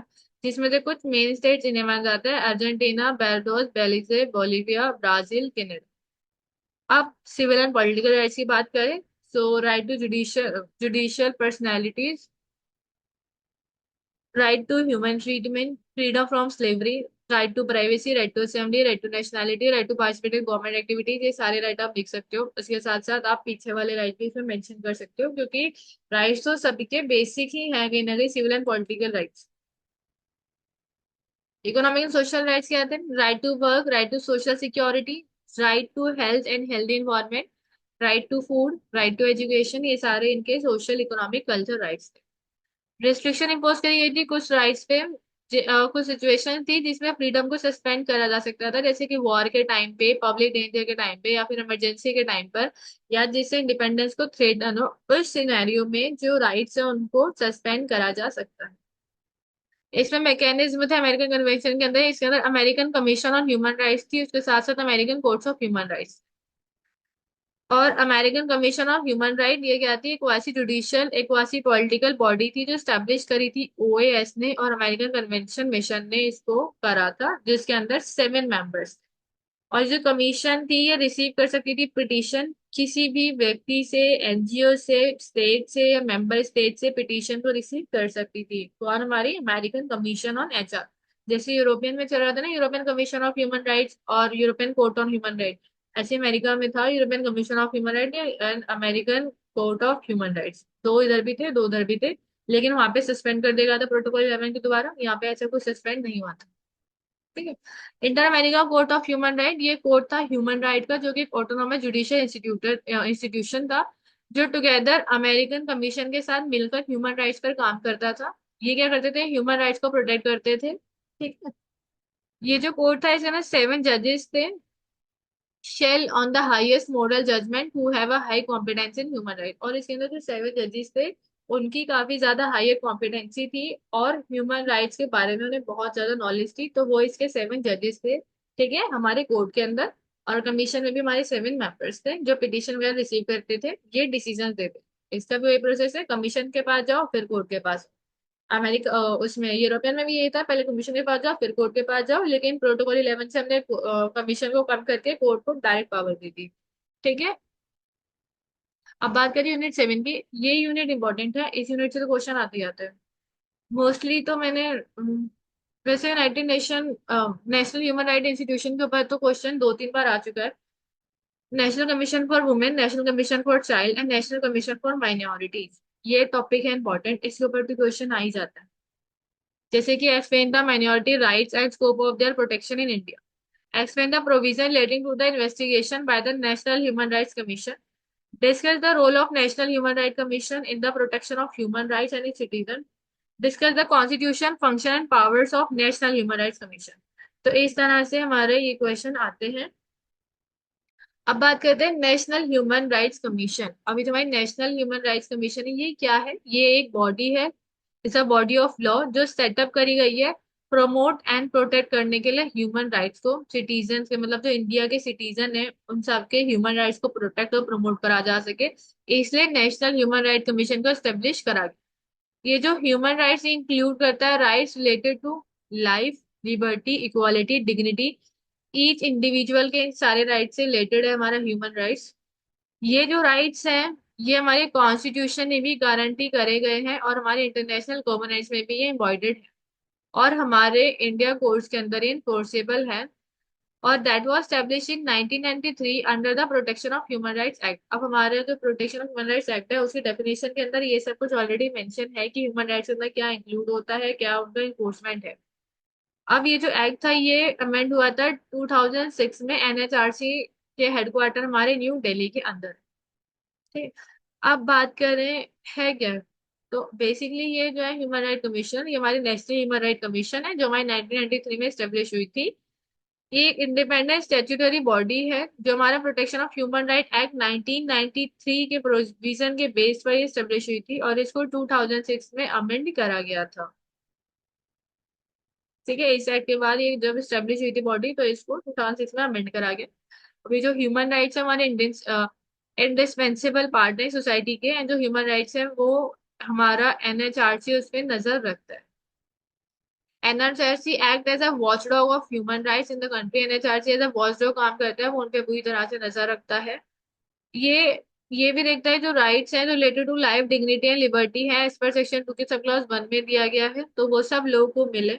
उसके साथ साथ इनकी गारंटी हमारे इंडियन कॉन्स्टिट्यूशन में दी गई है और हमारे इंटरनेशनल कोऑपरेट में ये सब कुछ हमारा एम्बॉयडेड है। और ये जो एनएचआरसी है ये स्टेब्लिश हुआ हमारा कब तक, compliance with the Paris principle of human rights 1991, जो अडॉप्ट करा गया था for the promotion and protection of human rights, were endorsed by United Nation as it is a general assembly of 1993। तो वो जो इन्होंने अपने पेरिस प्रिंसिपल निकाले थे ह्यूमन राइट्स पे उसको एंडोर्स कर दिया गया था यूनाइटेड नेशन के द्वारा जनरल असेंबली ने 1993। ठीक है, तो बेसिकली हमारी कमीशन आई थी, मतलब जो कमीशन है वो नेशनल लेवल पे ह्यूमन राइट्स पे ध्यान रखती है। अब इसकी कंपोजिशन क्या है, कितने लोग हैं इसके अंदर, तो हमारी जो नेशनल ह्यूमन राइट कमीशन है इंडिया के अंदर, इसके अंदर एक तो नेशनल ह्यूमन राइट्स के चेयरपर्सन होंगे। उसके साथ साथ ये जो चेयरपर्सन होंगे ये एक नेशनल ह्यूमन राइट्स का जो चेयरपर्सन है वो इंडिविजुअल होगा जिसने as a chief justice of India serve करा हो या फिर वो सुप्रीम कोर्ट के जज हो उनकी लाइफ टाइम में।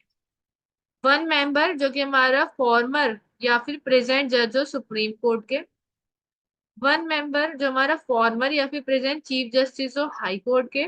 उसके साथ साथ में 3 अदर मेंबर्स होंगे जिनको नॉलेज हो, प्रैक्टिकल एक्सपीरियंस हो, एक्सपर्टाइज हो ह्यूमन राइट्स के मैटर में, वो लोग इसके अंदर होंगे। ठीक है, टोटल 6 मेंबर्स इसके अंदर होंगे अपना एनएचआरसी के अंदर।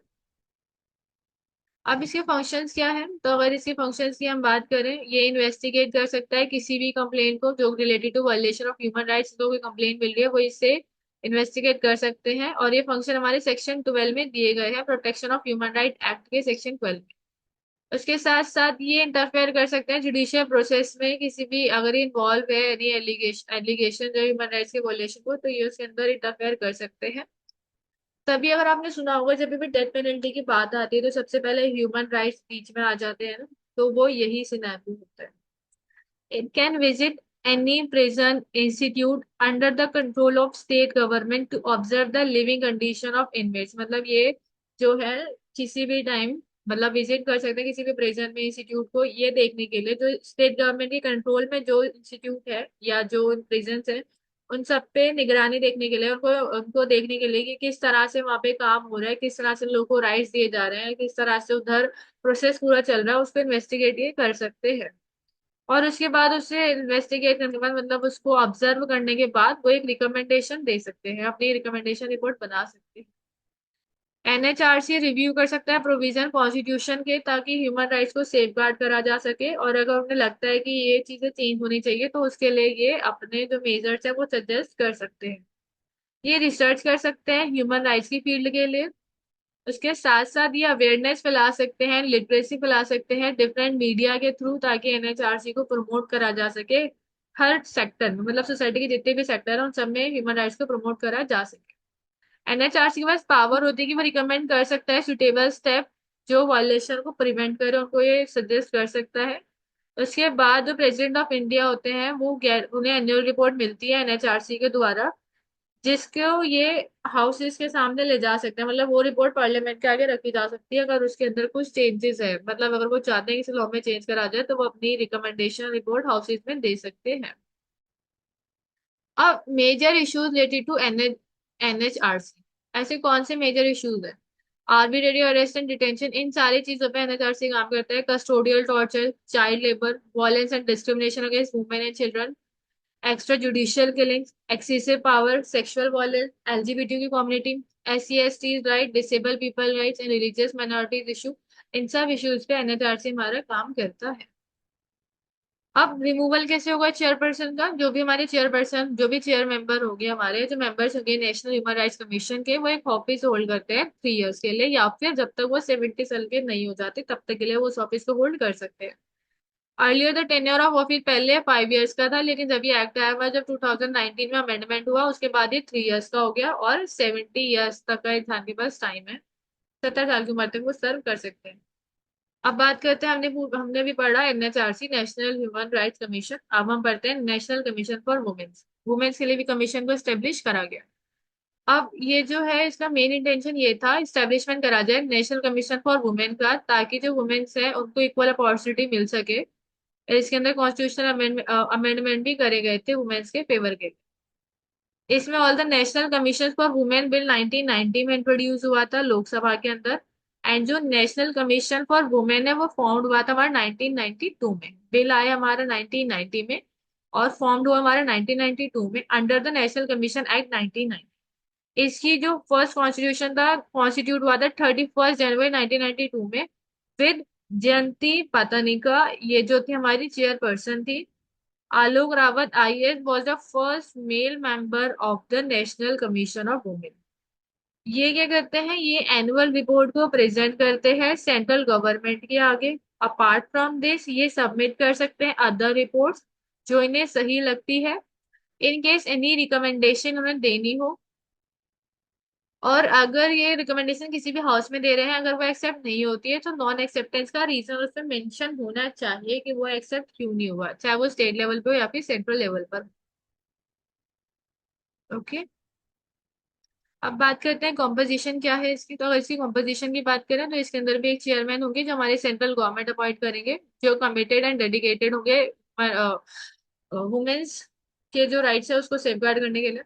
उसके साथ साथ सेंट्रल गवर्नमेंट नॉमिनेट कर सकते हैं 5 अदर मेंबर्स को। ये वो लोग होंगे जो इस फील्ड में काम कर चुके हो, जिनको अच्छी खासी नॉलेज हो ट्रेड यूनियंस के बारे में, लॉज के बारे में, मैनेजमेंट के बारे में। और इसके अंदर 1 मेंबर जरूर होंगे schedule caste and schedule tribes के। उसके साथ साथ इसके अंदर एक्सपीरियंस एंड एक्सपर्ट मैनेजमेंट भी हो। तो ये सारे के सारे ऑफिसर्स इसके अंदर होंगे, तो NHRC इन सब ऑफिसर्स से मिलके बनेगा, इसकी कॉम्पोजिशन होगी। अब इसके फंक्शंस की बात करें, तो इनके क्या फंक्शंस हैं? फंक्शंस हैं कि इन्वेस्टिगेट कर सकते हैं, एग्जामिनेशन भी कर सकते हैं, प्रेजेंटेशन कर सकते हैं रिपोर्ट्स का, उसके साथ साथ ये रिकमेंडेशन कर सकते हैं, रिव्यू कर सकते हैं, इन केस ऑफ वायलेशन उन सब पे ये अपनी रिपोर्ट बना सकते हैं। रिसर्च वर्क ये कर सकते हैं, हर एरिया को रिसर्च कर सकते हैं नूक एंड कॉर्नर तक। एवोल्यूशन कर सकते हैं, क्या क्राइटेरिया रहा है, क्या एनालिसिस रहा है प्रीवियस का और अब का। इंस्पेक्शन कर सकते हैं, जैसे कि जो स्टेट गवर्नमेंट से रिलेटेड बॉडीज हैं जो वुमेन्स के लिए काम करती हैं, उन सबके लिए उन सब में जाके इंस्पेक्शन कर सकते हैं। फंडिंग ले सकते हैं, उसके साथ साथ ही रिपोर्टिंग सबमिट कर सकते हैं अपनी सेंट्रल गवर्नमेंट में, या फिर अपना दोनों हाउसेज में रिपोर्ट अपनी सबमिट कर सकते हैं। ठीक है। अब इनकी पावर क्या है? सो इनकी पावर ये है कि ये क्या कर सकते हैं, किसी भी पब्लिक रिकॉर्ड को यूज कर सकते हैं, या फिर कोई भी ऐसी डॉक्यूमेंट जो एज अ विटनेस हो उसको, या कोई सम्मन भिजवाना हो विटनेस को, वो भी कर सकते हैं। बेसिकली कंसल्टेशन दे सकते हैं सारे मेजर पॉलिसीज के मैटर्स में जो वुमेन्स को अफेक्ट करती हैं, उसमें सबसे पहले ये लोग अपनी कंसल्टेशन देंगे, अपनी राय ये लोग रखेंगे। उसके साथ साथ ये समन्स भी भेज सकते हैं एग्जामिनेशन के लिए, सारे डॉक्यूमेंट्स के लिए विटनेस की। ये फॉर्म कर सकते हैं पॉलिसी एंड पब्लिक रिकॉर्ड्स को। उसके साथ साथ ये प्रूफ रिसीव कर सकते हैं एफिडेविट्स पे, डिस्कवरी एंड प्रोडक्शन कर सकते हैं ये डॉक्यूमेंटेशन का। तो ये कुछ पावर्स हैं NCW के पास जो उसे दी गई है। अब इनका टेन्योर क्या होगा? तो जो नेशनल कमीशन ऑफ वुमेन है उनका 3 इयर्स का टेन्योर होगा। उसके बाद जैसा कि सेंट्रल गवर्नमेंट स्पेसिफाइड करेगी वो इनका टेन्योर रहेगा। अब नेशनल कमीशन फॉर चाइल्ड की बात करते हैं। तो जो नेशनल कमीशन फॉर चाइल्ड है, एक ऐसी स्टेट्यूटरी बॉडी है जो स्टैब्लिश करी गई है। ठीक है।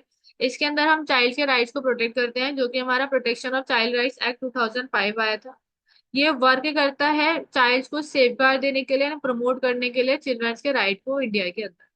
ये रिस्पॉन्सिबल है कि मॉनिटर करेगा और इंश्योर करेगा उसका इम्प्लीमेंटेशन, कि किस तरह से लॉज एंड पॉलिसीज का इम्प्लीमेंटेशन हो चिल्ड्रंस वेलफेयर के लिए। ठीक है, तो इंडियन सेंसस में वैसे तो 14 ईयर्स कहते हैं, बट बेसिकली हमारे जो चिल्ड्रन है, जो भी 18 से नीचे, उनको एज चिल्ड्रन उन्हें माना जाता है, माइनर उन्हें माना जाता है। तो जो यूनिवर्सल डिक्लेरेशन है चाइल्ड राइट्स की, उन्होंने भी चाइल्ड को ऐसे डिफाइन करा है जिनकी एज ऑफ 18 ईयर्स है, जो कि एज ऑफ मतलब जो 18 साल के अंदर है, वो सब हमारे चिल्ड्रंस में आएंगे। इसके ऑब्जेक्टिव क्या है? इसके ऑब्जेक्टिव ये है कि जो कॉन्स्टिट्यूशन और लीगल सेफगार्ड है उन सबको रिव्यू करे। ये इंश्योर करे कि जितने भी लॉ पॉलिसी प्रोग्राम आ रहे हैं वो मतलब चिल्ड्रंस के वेलफेयर में हो। इसके साथ साथ ये फैसिलिटेट करते हैं रिड्रेसल और ग्रीवियंसेस, मतलब अगर कहीं पे चाइल्ड राइट वॉलेशन हो रहा है तो वहां पे ये अपनी रेमेडीज प्रोवाइड करें। के साथ साथ ही मॉनिटर करेंगे कि जितने भी चाइल्ड राइट्स हैं, लॉज हैं, पॉलिसीज हैं, प्रोग्राम है, उन सबका इम्प्लीमेंटेशन हो। इसके साथ ये ध्यान रखेंगे कि जो एंगेजेस है, मतलब जितनी भी कमीशन इसमें एंगेज है, वो सब जो है चाइल्ड राइट्स के लिए अवेयरनेस फैलाएं लोगों के बीच में। ये सारे काम कौन करता है? ये सब इनके ऑब्जेक्टिव है, बेसिकली चिल्ड्रंस तक वेलफेयर पहुंचाना इनका ऑब्जेक्टिव है, ताकि चिल्ड्रंस के राइट्स को प्रोटेक्ट करा जा सके, उन्हें अब्यूज जो चाइल्ड अब्यूज होती है उससे प्रोटेक्ट करा जा सके, लेबर अब्यूज से उन्हें प्रोटेक्ट करा जा सके। इससे हमारा ये स्टैब्लिशमेंट हुआ था, national commission for child protection. अब इसके फंक्शंस क्या है? एग्जामिनेशन रिव्यू, ये भी एग्जामिनर रिव्यू कर सकता है। एनुअल रिपोर्टिंग सबमिट कर सकता है, एनालिसिस कर सकता है फैक्टर्स हो कि ऐसे क्या फैक्टर है जिस चक्कर में कोई बच्चा अगर काम कर रहा है तो वो क्यों कर रहा है, ऐसी क्या कमी आ रही है, ऐसा क्या है जो कानून तक नहीं पहुंचा पा रहा। उन सब चीजों पे एनालिसिस कर सकता है। स्पेशल केयर प्रोवाइड कर सकता है बच्चों के लिए। उसके साथ साथ ट्रीटीज का एग्जामिनेशन कर सकता है। उन्हें लगता है कोई ट्रीटी ऐसी है जो कि चाइल्ड वेलफेयर के अगेंस्ट हो सकती है, तो ये उन ट्रीटीज को एग्जामिन कर सकते हैं। लिटरेसी एंड अवेयरनेस, ये लिटरेसी एंड अवेयरनेस को बढ़ा सकते हैं लोगों के बीच में। उसके साथ साथ ये इंस्पेक्शन कर सकते हैं जुवेनाइल कस्टोडियल होम्स। अब इनकी जो रिपोर्ट है, ये जो कमीशन है, ये रिपोर्ट अपने प्रेजेंट कर सकते हैं, अपनी एनुअल रिपोर्ट जो है प्रेजेंट कर सकते हैं सेंट्रल गवर्नमेंट या फिर स्टेट गवर्नमेंट के पास में। और ये जो रिपोर्ट्स होगी, ये रिस्पेक्टिव लेजिस्लेचर को दी जाएगी मेमोरेंडम के साथ। और ये जो मेमोरेंडम होगा, इसके अंदर रीजन अगर एक्सेप्ट नहीं कर रहे हैं तो आपको रीजन देना पड़ेगा। 1 साल का टाइम होता है, आप उसमें रीजन मेंशन करके दे सकते हैं कि वो रिपोर्ट आपने क्यों नहीं एक्सेप्ट करी। कंपोजिशन की बात करें तो इसके अंदर चेयरमैन होंगे, 6 मेंबर्स होंगे जिनकी एबिलिटी और इंटीग्रिटी हो एंड जिनका एक्सपीरियंस हो चाइल्ड एजुकेशन में, हेल्थ केयर में, चाइल्ड वेलफेयर में। उसके साथ साथ इसके अंदर एटलीस्ट 2 वुमेन होंगी। टेन्योर की बात करें तो 3 इयर्स का है।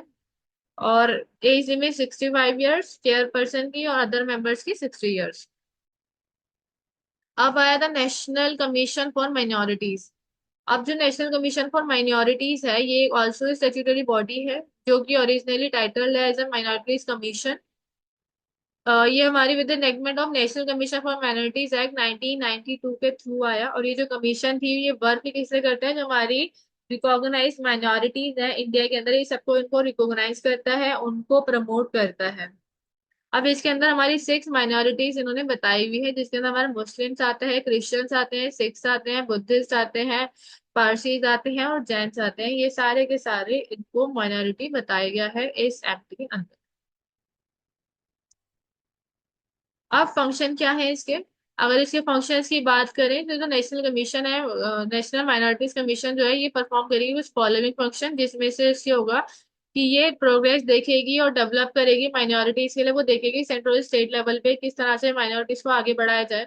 ये वर्क करेगी कॉन्स्टिट्यूशनल लॉज पे, ताकि माइनॉरिटीज का वेलफेयर हो सके। उसके साथ साथ रिकमेंडेशन भी देगी इम्प्लीमेंटेशन करने के लिए, प्रोटेक्टिव सेफगार्ड्स को माइनॉरिटीज के लिए। और ये अथोराइज करेगी बॉडी को, मतलब जो भी बॉडी को अथोराइज करेगी जो कंप्लेंट जो है माइनॉरिटीज के रिगार्डिंग उसको रिसीव करे।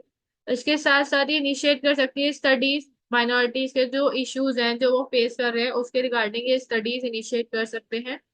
ये रिसर्च भी इनिशिएट कर सकते हैं, एनालिसिस भी इनिशिएट कर सकते हैं कि social economic and educational development हो माइनॉरिटीज के लिए, तो इसके लिए ये लोग अपने मेजर्स ले सकते हैं। उसके साथ साथ ये प्रेजेंट कर सकते हैं पीरियडिक और स्पेशल रिपोर्ट, जो कि कंसर्न करेगी माइनॉरिटीज की एंड उनके इश्यूज से रिलेटेड। और ये जो रिपोर्ट है सेंट्रल गवर्नमेंट के आगे पेश कर सकते हैं। और ये गवर्न करेगी वो सारे मैटर जो कि सेंट्रल गवर्नमेंट के हैं, जो कि माइनॉरिटीज तक पहुंचने चाहिए, उन सारे मैटर्स में ये गवर्न करे। और अब अगर हम बात करें क्या कंपोजिशन है इसकी, तो इसके अंदर भी 7 मेंबर्स होंगे, एक चेयरपर्सन होंगे, एक वाइस चेयरपर्सन होंगे और उसके ज्यादा 5 मेंबर्स होंगे। और ईच मेंबर जो है वो होल्ड करेगा ऑफिस 3 इयर्स के लिए, जिस डेट से उनकी ज्वाइनिंग होगी उससे 3 इयर्स के लिए। अब इसका ऑब्जेक्टिव क्या है? इसका ऑब्जेक्टिव है कि प्रोग्रेस को देखें माइनॉरिटीज की, इन्वेस्टिगेशन करें, रिसर्च करें माइनॉरिटीज के लिए। इसके साथ साथ रिपोर्ट्स बनाएं, जो माइनॉरिटी से रिलेटेड इश्यूज हैं उन सबके ऊपर रिपोर्ट्स बनाएं, डेली एक्टिविटीज जो चल रही है उन सब पे एक रिपोर्ट तैयार करें। उसके साथ एक रिकॉर्ड बनाएं माइनॉरिटीज कम्युनिटीज के लिए, और उनके लिए लॉज बनाएं जो उनके लिए बेनिफिशियरी हो। इसके साथ साथ जो माइनॉरिटीज कम्युनिटी है उसके लिए नेशनल लेवल पे प्रमोशन को आगे बढ़ाए। तो ये कुछ ऑब्जेक्टिव है हमारे माइनॉरिटीज कमीशन के। आई नो ये वीडियो थोड़ी ज्यादा बड़ी हो गई है, और ये वीडियो बड़ी सिर्फ इसलिए हुई है क्योंकि मैंने जब प्रीवियस ईयर के क्वेश्चन देखे तो मुझे ऐसा लगा कि शायद इसमें थोड़ा समझाना बेटर रहेगा, क्योंकि सब चीजें एक दूसरे से लिंक है इसलिए। क्योंकि कुछ बच्चे हैं ना जो आगे की वीडियो नहीं देखते, तो लास्ट ऑल इन वन देख के पेपर देने चले जाते हैं, तो इसलिए मैंने इस वीडियो में थोड़ा सा ज्यादा डिस्क्रिप्टिव कर दिया। और यूनिट 8 तो हमने ऑलरेडी डाली हुई नहीं थी, तो इसके अंदर हमने यूनिट 8 पूरी इंक्लूड कर दी, जो कि ये लास्ट यूनिट है। And I am really sorry ये थोड़ी ज्यादा बड़ी हो गई। Interpretation of human rights in India. और इसमें अब हम बात करते हैं ह्यूमन राइट्स की। तो जो हमारी इंटरप्रिटेशन है ह्यूमन राइट्स की इंडिया के अंदर, वो हमारा कॉन्स्टिट्यूशनल जुडिशियल प्रोनाउंसमेंट से हमारा इंस्टीट्यूशन हुआ है, जिसका ह्यूमन राइट्स का इस तरह से इंटरप्रिटेट करा गया। ह्यूमन राइट्स इसेंशियल है हमारी ओवरऑल डेवलपमेंट के लिए, एक इंडिविजुअल की। और जो कॉन्स्टिट्यूशन है हमारा, उसने तो प्रोविजन बनाए हुए हैं हमारे बेसिक राइट्स के लिए, जिसे हम लोग फंडामेंटल राइट्स के नाम से जानते हैं, जो कि citizen as well as aliens को प्रोवाइड करे गए। तो जब universal declaration of human rights हुई थी by UN general assembly December 10 1948, तो जो कंसेप्ट था ह्यूमन राइट का वो एक सिग्निफिकेंस था उस टाइम। तो क्या हुआ, इंटरनेशनल लेबर ऑर्गेनाइजेशन 1920 में इनिशिएट करी गई थी, जिसमें लेबर्स के राइट के बारे में बात करी गई थी, ताकि जो फोर्स लेबर है उसको बंद करा जा सके, और इसमें कलेक्टिव बार्गेनिंग का राइट दिया गया था। तो बेसिकली अगर हम बात करें इंडिया के अंदर ह्यूमन राइट्स का इवॉल्वेशन कैसे हुआ, तो वो सब पहले हमारा जो वर्ल्ड वॉर 2 के बाद, जब यूएन जनरल असेंबली में यूनिवर्सल डिक्लेरेशन करा था, वहां से स्टार्ट हुआ था। ठीक है। और अगर आप बहुत पहले देखोगे तो वैदिक पीरियड से था, वैदिक से एंशियंट मिडीवियल वो सब भी मेंशन कर सकते हो अगर चाहो तो, वरना ये सफिशिएंट है। जो हमने आगे कॉन्सेप्ट ऑफ ह्यूमन राइट पढ़ा है वहां से आप इसमें मेंशन कर सकते हैं। अब development of human rights in India, India में डेवलपमेंट कैसे ह्यूमन राइट्स की, तो इंडिया में जो ह्यूमन राइट्स का ज्यूरिस्प्रूडेंस है हमारे कॉन्स्टिट्यूशन ऑफ इंडिया के अंदर, वो जुडिशियल इंटरप्रिटेशन से ही काफी ज्यादा इवॉल्व हुआ है। The Indian judiciary particularly the supreme court, उसने बहुत इंपॉर्टेंट रोल प्ले करा है इंटरनेशनल ह्यूमन राइट्स और नॉर्म्स को इनकॉर्पोरेट करने के लिए, स्पेशली फंडामेंटल राइट्स को, जैसे कि पार्ट 3 ऑफ कॉन्स्टिट्यूशन में हमें दिए गए। अब जो ह्यूमन राइट्स है वो इनलाइबल है, ये जो इनहेरिट राइट्स है हर ह्यूमन बीइंग के। तो इंडिया भी सिग्नेटरी है हमारे इंटरनेशनल ह्यूमन राइट्स इंस्ट्रूमेंट पे, सच है यूनिवर्सल डिक्लेरेशन ह्यूमन राइट्स पे इंडिया भी सिग्नेटरी है। International covenant on civil and political right, उस पे भी इंडिया जो है सिग्नेटरी है। While not all international human rights treaties are self-executing in India, but जो जुडिशरी है उसने इस तरह से, मतलब जो हमारे ऑनरेबल सुप्रीम कोर्ट है उन्होंने इस तरह से इंटरप्रिटेट करा है कॉन्स्टिट्यूशनल प्रोविजंस को, जिससे हमारा ह्यूमन राइट्स का कॉन्सेप्ट बहुत ज्यादा ब्रॉड हुआ है इंडिया के अंदर। जैसे कि कॉन्स्टिट्यूशनल बेसिस पे देखें तो हमारा पार्ट 3 बात करता है फंडामेंटल राइट्स का, जो कि हमारा, और हमारा पार्ट 4 बात करता है directive principle of state policy. ये दोनों हमारे ह्यूमन राइट्स की फाउंडेशन है इंडिया के अंदर। तो सुप्रीम कोर्ट ने मतलब कि इसे इंटरप्रिटेट करा आर्टिकल 21 को, वो इसके अंदर बात सिर्फ राइट टू लाइफ की नहीं है, इसके अंदर कुछ अदर राइट्स भी इंक्लूडेड हैं, जैसे कि Maneka Gandhi versus union of India में कहा गया था, इसमें ड्यू प्रोसेस की बात की गई थी, holding the law affecting life of liberty just fair and reasonable होना चाहिए। उसके बाद Francis Caroline Mullin versus administrator union territory of Delhi, इसके अंदर क्या गया था कि राइट टू लाइफ है वो इंक्लूड करता है right to live with human dignity including basic necessities. अब ये लिखा तो नहीं है अभी कॉन्स्टिट्यूशन में, लेकिन सुप्रीम कोर्ट के जजमेंट से इसका स्कोप बहुत ज्यादा वाइडर हुआ। सुप्रीम कोर्ट ने ह्यूमन राइट को इस तरह से इंटरप्रिटेट करा है जिससे उसका कॉन्सेप्ट बहुत ज्यादा वाइडर हुआ है भारत के अंदर। Olga Tellis versus Bombay municipal corporation, इसके अंदर भी करा गया कि right to livelihood is also a part of right to life. Justice K S Puttaswamy वाला जो केस था, इसके अंदर भी राइट टू प्राइवेसी को एज एन इंस्ट्रिक्ट पार्ट बोला गया right to life and liberty का। तो इस तरह से ये हमारे इंडिया के अंदर इवॉल्व हुआ है। अब डायरेक्टिव प्रिंसिपल जो है वो इन्फोर्सेबल राइट्स हैं। तो non justiciable the directive principle have been invoked to interpret fundamental rights in manner that align with economic and social rights. अब डायरेक्टिव प्रिंसिपल्स तो हैं, लेकिन वो कहीं ना कहीं हमारे फंडामेंटल राइट्स को बढ़ावा देते हैं। हमारे डायरेक्टिव प्रिंसिपल्स एक स्टेट पे भी ड्यूटी लगाते हैं कि स्टेट किस तरह से लोगों के फंडामेंटल राइट्स को प्रोटेक्ट करेगा, किस तरह से उन्हें इंश्योर करेगा। Unni Krishna versus state of Andhra Pradesh का केस था, जिसके अंदर रिकॉग्नाइज करा गया कि राइट टू एजुकेशन जो है हमारा आर्टिकल 21 का ही पार्ट है। ठीक है, जिसको अब आर्टिकल 21A करा गया 26 अमेंडमेंट के बाद उसको एड ऑन करा। अब रोल ऑफ पीआईएल है जुडिशियल एक्टिविज्म। तो अगर आप देखो इंटरप्रिटेशन के अंदर कि ह्यूमन राइट्स से कैसे इतना ज्यादा इन्वॉल्वमेंट भारत में हुआ है, तो कहीं ना कहीं पीआईएल से हुआ है और जुडिशियल एक्टिविज्म से हुआ है। अब पीआईएल क्या है? पब्लिक इंटरेस्ट लिटिगेशन है। ये एक पावरफुल व्हीकल होता है ह्यूमन राइट्स के लिए। Court accepted letter and media reports as writ petition allowing marginalise group access to justice. हमारी पीआईएल एक पब्लिक इंटरेस्ट लिटिगेशन होती है जो पब्लिक के बिहाफ पर कोर्ट में डाली जाती है। और बेसिकली ये किस पे वर्क करती है अभी तक? प्रिजनर्स के राइट्स पे, बॉन्डेड लेबर्स के राइट पे, चिल्ड्रंस पे, वुमेन पे, स्लम ड्वेलर्स पे। तो ये इन सब कोर मतलब कि पीआईएल एक ऐसी चीज है, एक ऐसा इंस्ट्रूमेंट है सोसाइटी के किसी भी कोने पे जहां पब्लिक डिस्टर्बेंस एट लार्ज हो रहा है, उस चीज को अब अलग अलग लोग जाएंगे तो बहुत ज्यादा बर्डन बनेगा। तो एक पूरी पीआईएल रिप्रेजेंट करी जा सकती है कोर्ट के अंदर, हाई कोर्ट या सुप्रीम कोर्ट के अंदर। अब जो है पीआईएल ने भी काफी अच्छा रोल प्ले करा है इंटरप्रिटेशन करने के लिए हमारे ह्यूमन राइट्स के अंदर। For progressive interpretation, the Indian judiciary has incorporated international human rights jurisprudence into the constitutional framework. अब इंडिया ने क्या करा है, जो इंटरनेशनल ह्यूमन राइट्स है उसको बहुत ज्यादा इनकॉर्पोरेट करा है हमारे कॉन्स्टिट्यूशनल फ्रेमवर्क के अंदर। जैसा आप देख सकते हैं, हमने फंडामेंटल राइट्स के बारे में लिखा है, हमने डीपीएसपी के बारे में लिखा है, जो कि हमें आइडिया हमारा यूनाइटेड नेशन और वो declaration of universal human rights से हमें मिला है। आर्टिकल 21 भी यही बात करता है कि कोर्ट्स के पास एक्सपेंडेड पावर होती है। मतलब कोर्ट ने क्या करा है, आर्टिकल 21 को इतना ज्यादा एक्सपेंड करा है जिसके अंदर लाइफ, लिबर्टी, डिग्निटी, इक्वालिटी, ये सब के सब इसके अंदर इंक्लूड करे गए हैं, ताकि हार्मनी बनी रह सके, ग्लोबल ह्यूमन राइट्स और स्टैंडर्ड को प्रोटेक्ट करा जा सके। ठीक है, तो इसमें बस इतना ही। आई होप आप लोग को ये समझ आया हो। और अगर बात आती है किस तरह से ह्यूमन राइट्स का इंटरप्रिटेशन हुआ है जूरिस्प्रूडेंस में, तो आप इसके अंदर कोर्ट का जो रोल है उसे मेंशन कर सकते हैं। पीआईएल जो रोल परफॉर्म करती है आप उसको इसके अंदर मेंशन कर सकते हैं। और जो फोर्थ पिलर ऑफ डेमोक्रेसी है मीडिया, वो भी एक रोल प्ले करती है इन सब में, आप उसके बारे में इसके अंदर मेंशन कर सकते हैं। आई होप आप लोग को ये वीडियो समझ आई हो और पसंद भी आई हो। सो प्लीज मेरी बस छोटी सी रिक्वेस्ट है, चैनल को सब्सक्राइब कर दीजिए एंड वीडियो को अपने दोस्तों के साथ शेयर कीजिए एंड वीडियो को लाइक कीजिए। Thank you so much.